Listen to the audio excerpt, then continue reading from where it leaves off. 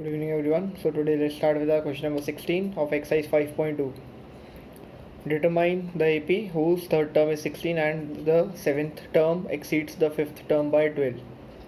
Question बोल रहा है हमें एक AP फॉर्म करना है.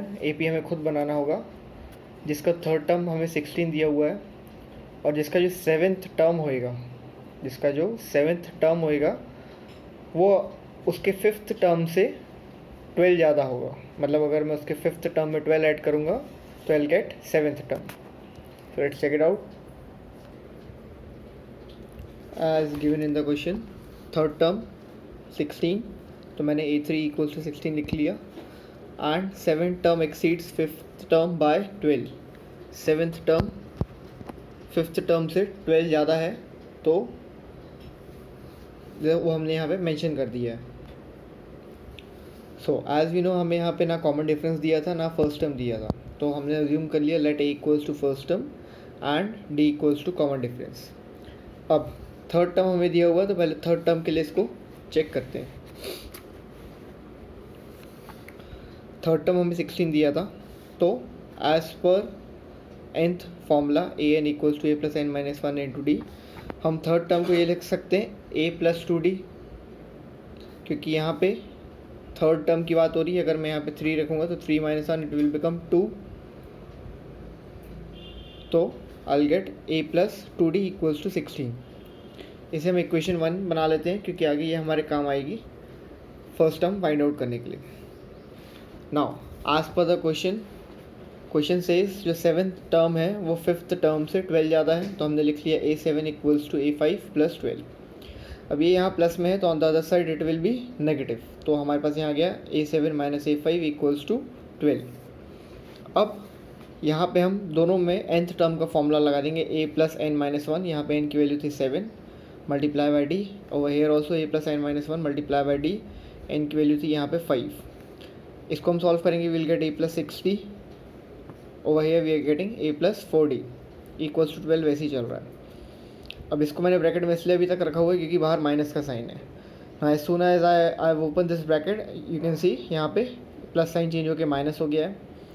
Plus a minus a cancel हो जाएंगे तो 6d minus 4d what we will get 2d equals to 12. वैसे ही है 6d minus 4d we get 2d equals to 12. वैसे ही चल रहा है.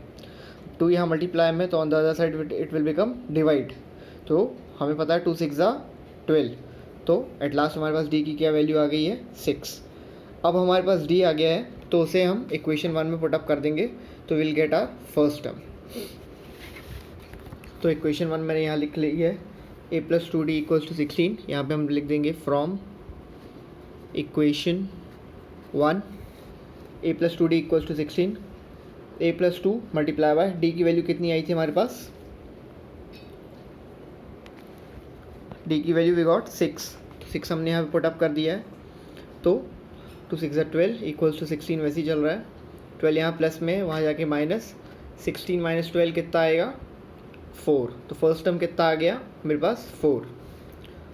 तो at last what we will write, we know that general form of an AP, हम जो AP का जनरल फॉर्म है वो लिख रहे हैं a plus a comma a plus D comma a plus 2d comma a plus 3d.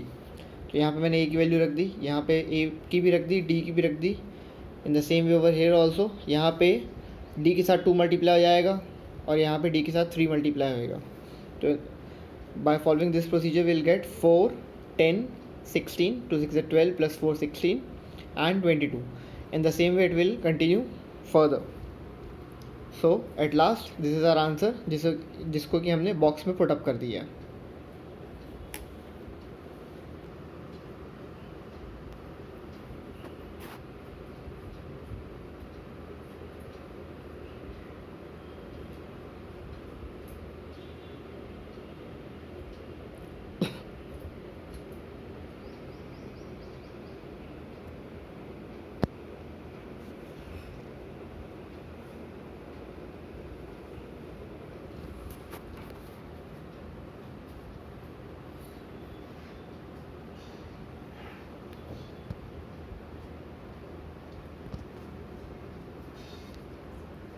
So now let's check out the question number 18.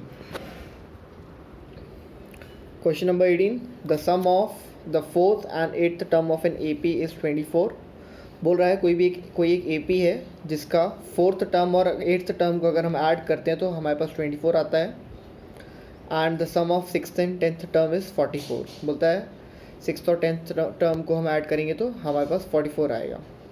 तो question से is find the first three terms of the A P. तो हमें बोल रहा है कि वो हमें ए पी के फर्स्ट थ्री टर्म्स हमें फाइंड आउट करने हैं। So let's check it out. So will start our question with, हमको जैसे कि पता है फर्स्ट टर्म हमें क्वेश्चन में नहीं दिया है और कॉमन डिफरेंस भी नहीं दिया है, तो दोनों मैंने सपोज कर लिए। Let a be the first term and d be the common difference. This is d. Now according to question, हमें क्वेश्चन बोल रहा था fourth term plus eighth term का कितना टोटल आ रहा है 24। मतलब फोर्थ टर्म और एट्थ टर्म को जब मैं ऐड कर रहा हूँ तो आई गेट 24। तो by using this formula nth term formula a n equals to a plus n minus one multiply by d, fourth term को मैं ये लिख सकता हूँ ए प्लस 3d, और ऐसी एट्थ टर्म को मैं ये लिख सकता हूँ a plus 7d equals to 24। A plus a it will become 2a, 3d plus 7d it will become 10d equals to 24। अब यहाँ से 2 कॉमन निकल सकता है, तो यहाँ से हम 2 कॉमन निकाल लेंगे। सेम इक्वेशन मैंने यहाँ लिख दी है। 2 मैंने यहाँ से कॉमन निकाला तो I have got a plus 5d, और 2 यहाँ पे मल्टीप्लाई में था तो on the other side it will go for divide. तो एट लास्ट मेरे पास इक्वेशन क्या फॉर्म हो रही है, a plus 5d equals to 12। ये कैंसिल हो जाएगा तो what we will get 12। This will put up as equation 1। अब ये तो अभी हमने first part of the question solve कर लिया है। अब सेकेंड पार्ट देखते हैं। Sixth term plus tenth term, sixth term और टेंथ टर्म का टोटल कितना बोला था क्वेश्चन, 44। तो मैंने यहाँ पे लिख लिया है sixth term plus tenth term equals to 44। तो सिक्स्थ टर्म को मैं ये लिख सकता हूँ a प्लस 5d, और ऐसी टेंथ टर्म को मैं लिख सकता हूँ a plus 9d, because nth term का फॉर्मूला बोलता है a plus n minus 1 multiply by d। This n will come over here.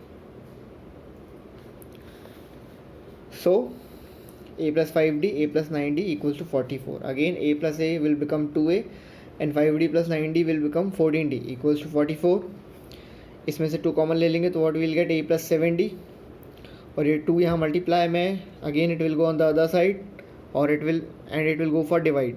तो यहाँ पे हमारे पास क्या आ जाएगा, a plus 7d equals to 22। 44 को 2 से डिवाइड करेंगे तो will get 22। This will put up as equation number 2। Now what we will do, हमारे पास इक्वेशन 1 भी है एंड इक्वेशन 2 भी है, तो हम इक्वेशन 1 को 2 में से माइनस कर देंगे। इट मीन्स पहले हम इक्वेशन 2 लिखेंगे, फिर उसमें से इक्वेशन 1 को हम माइनस करेंगे।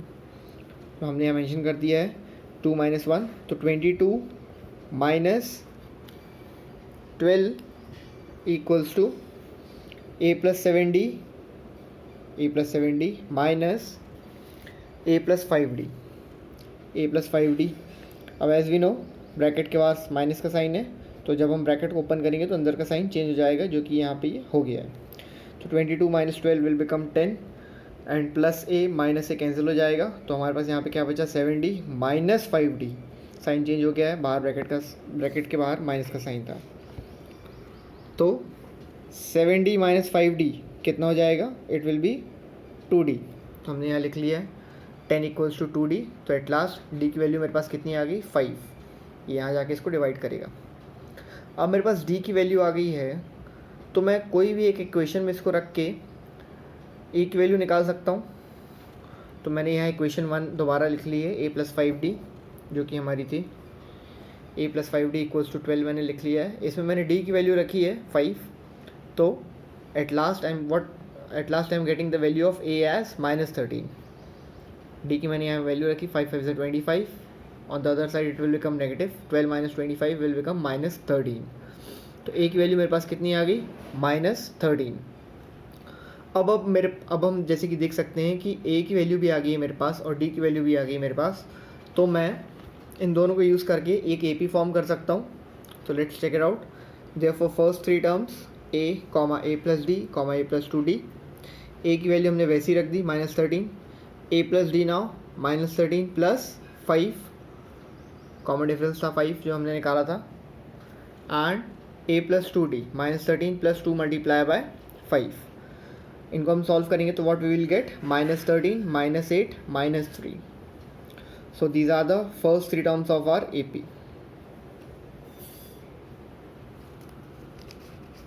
क्वेश्चन थोड़ा सा लेंदी है बट बहुत इजी है, कुछ नहीं करना है, सिर्फ फर्स्ट पार्ट को पहले सॉल्व कर लो, सेकंड पार्ट को फिर सॉल्व करो और दोनों पार्ट्स को फिर सब्सट्रैक्ट कर दो तो आपका डी आ जाएगा. और फिर किसी भी एक इक्वेशन में रख के आप वैल्यू ए की वैल्यू निकाल सकते हो और ए और डी आपका आ गया तो आप फिर AP तो आप बना ही लोगे आराम से.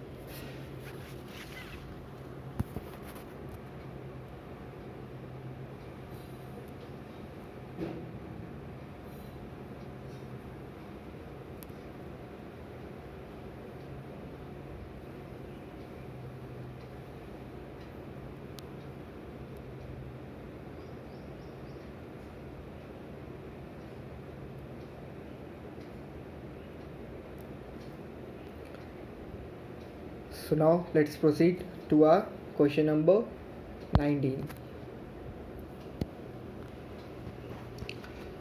Subba Rao started work in 1995 at an annual salary of ₹5,000. मतलब क्वेश्चन बोल रहा है सुब्बा राव करके कोई एक इंसान था, उसने 1995 में जॉब करना शुरू किया और उस समय उसकी सैलरी कितनी थी ₹5,000 and received an increment of ₹200 each year. मतलब हर साल उसका 200 रुपीज़ का उसको इंक्रीमेंट मिलता था, मतलब हर साल उसके 200 रुपये बढ़ जाते थे सैलरी में. In which year did his income reach 7,000. अब क्वेश्चन पूछ रहा है किस साल में उसकी सैलरी 7,000 तक पहुंच जाएगी, कौन से ईयर में उसकी सैलरी 7,000 तक पहुंच जाएगी. तो let's check it out. Before starting the question एक बार इसको और अच्छी से ऑब्जर्व करें तो हमें कुछ चीज़ें यहीं पे समझ में आती है कि इस ईयर में इसकी इतनी सैलरी थी तो ये फर्स्ट टर्म हो जाएगा AP का, और हर साल उसको इंक्रीमेंट कितना मिल रहा है 200 रुपीज़ का, तो ये कॉमन डिफरेंस हो गया क्योंकि 1995 में इतनी थी तो 1996 में 5,200 हो जाएगी. ऐसी फिर 1997 में 200 रुपये और बढ़ेगा तो इट विल बिकम 5,400. और किस टर्म की वो बात कर रहा है 7,000, तो एक तरह से हम इसको अपना लास्ट टर्म भी समझ सकते हैं क्योंकि हमें इस टर्म के बारे में फाइंड आउट करना है. तो देखा जाए तो हमें क्वेश्चन में A भी मिला हुआ है, D भी मिला हुआ है और nth टर्म भी मिला हुआ है, लास्ट टर्म. तो हमें क्या फाइंड आउट करना है n हमें फाइंड आउट करना है क्योंकि वो पूछ रहा है किस साल में, तो इट मीन्स हमें n फाइंड आउट करना है. Let's check it out. Okay, salary 1995 ₹5,000, ₹200 increment each year. So therefore according to question हमने यहाँ पे ईयर्स मेंशन कर लिए हैं, पहले 1995 देन 1996 देन 1997, ऐसे आगे बढ़ता जाएगा. इन द सेम वे उसकी सैलरी को एस्टिमेट करें तो पहले 5,000 थी, देन 5,200 हो जाएगी, देन 5,400, ऐसे 5,600, ऐसे ही एक AP फॉर्म कर देगा. तो हमने यहाँ लिख दिया फॉर्म्स इन AP. अब हमें क्वेश्चन में A दिया हुआ है तो हमने लिखा है देयरफॉर A = 5,000. कॉमन डिफरेंस हमने फिर भी एक बार निकाल लिया है, D = 5,200 - 500, सॉरी 5,200 - 5,000. तो we have got common difference as 200, 200 रुपये का हमारे पास कॉमन डिफरेंस आ गया है. अब किस साल में उसकी सैलरी उतनी पहुंचेगी, तो हमारे पास A आ गया है, D आ गया है, तो वो क्या शो कर रहा है n, तो n हमें फाइंड आउट करना है. अब 7,000 रुपीज़ के बारे में बात कर रहा था तो हम इसको एज्यूम कर लेंगे कि लास्ट टर्म है, तो हमने लिख लिया लेट nth टर्म = 7,000 क्योंकि nth टर्म लास्ट टर्म होता है. तो again we have put up the formula nth term = A + n - 1 multiply by D. nth term की मैंने वैल्यू रख दी है, A की वैल्यू रखी है, n हमारे पास नहीं था, D की वैल्यू रख दी है. 5000 यहाँ प्लस में है तो on the other side it will become minus, ये दोनों माइनस होके 2000 आ जाएगा हमारे पास, और यहाँ पे हमारा n-1 मल्टीप्लाई बाय 200 वैसे ही चल रहा है। अब 200 यहाँ मल्टीप्लाई में तो on the other side it will be for divide, तो 2000 को मैंने 200 से डिवाइड किया है तो व्हाट आई गॉट 10, तो 10 equals to n-1, 10 equals to n-1। अब ये 1 यहाँ माइनस में है तो on the other side it will be plus, तो 10 + 1 विल बिकम 11। इसका मतलब 11th ईयर में उसकी सैलरी 7000 हो जाएगी। तो हम 11th ईयर निकाल लेते हैं, 1995 + 11 तो कितना आ गया 2006, मतलब 2006 में उसकी सैलरी 7000 रुपीज़ हो जाएगी। तो at last what we will write, therefore in 11th year of his service, in 11th year of his service, that is in year 2006, हमने यहाँ ईयर भी शो कर दिया कि कौन से ईयर में उसकी सैलरी इतनी पहुँच जाएगी, that is in year 2006 his salary will be ₹2000, उसकी सैलरी 7000 हो जाएगी, sorry for the mistake, his salary will be ₹7000।